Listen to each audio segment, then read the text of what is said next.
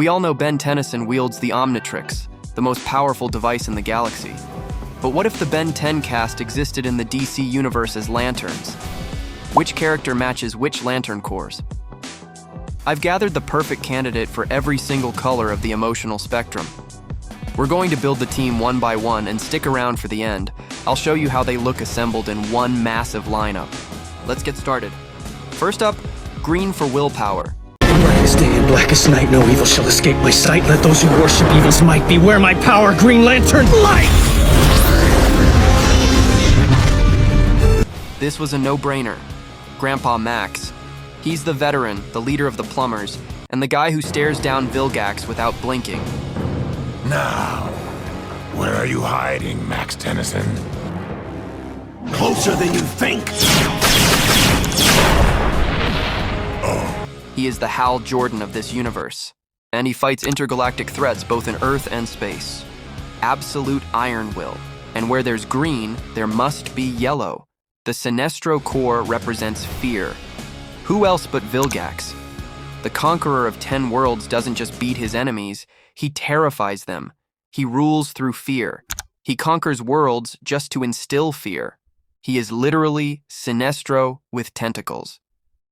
Giving him a yellow ring is basically giving him a crown. His strategy? He modifies the Yellow Lantern Corp and rules them. Dagon becomes the Parallax with the help of Vilgax's master plan. They have similar natures as ancient, fear-based, or all-consuming entities, making a merger possible within a crossover story. Vilgax and his new Yellow Lantern Corp gets power from him. Speaking of which, let's talk about the creators of most powerful gadgets of the universe. Azmuth. Azmuth doesn't get any ring. Instead, he joins the planet of OA. Azmuth and his Galvan group becomes the guardians of the universe. They share their knowledge, and together they power the Lantern Corp. Now things get intense. Red is rage. We're giving this to Albedo. Think about it. He's trapped in a body he hates, obsessed with revenge against Ben, and constantly screaming. He is pure, unadulterated fury. He fits the Red Lanterns better than most DC characters do. With Wrath transformation, he becomes powerful, and with Ultimate Gray Matters transformation, he literally makes sense as the Deck-Star of Red Lantern. Which leads us to Atrocitus of Ben 10 universe, the Malware. Because of his pure hatred for Azmuth and his imperfections, Malware is a flawless match for the core of Rage. To counter that rage, we need blue for hope. This goes to Tetrax Shard. Tetrax helped destroy his own planet, but he spent the rest of his life fighting to restore it. He never gave up on Petropia. That is the definition of hope. Plus, the diamond armor looks great in blue.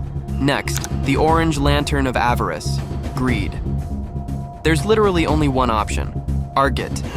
He would sell his best friend for a smoothie. The orange ring consumes its user with greed, but honestly, I think Argit might be the first guy to outgreed the ring. Okay, this one is a deep cut. Indigo is compassion. We have Charmcaster.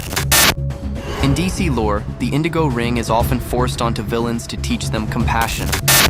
Given Charmcaster's tragic backstory and her need for redemption, this fits perfectly as her path to atonement. She uses the Staff of Hex when he is trapped in her bag. Hex is also Indigo Lantern as Professor Hex.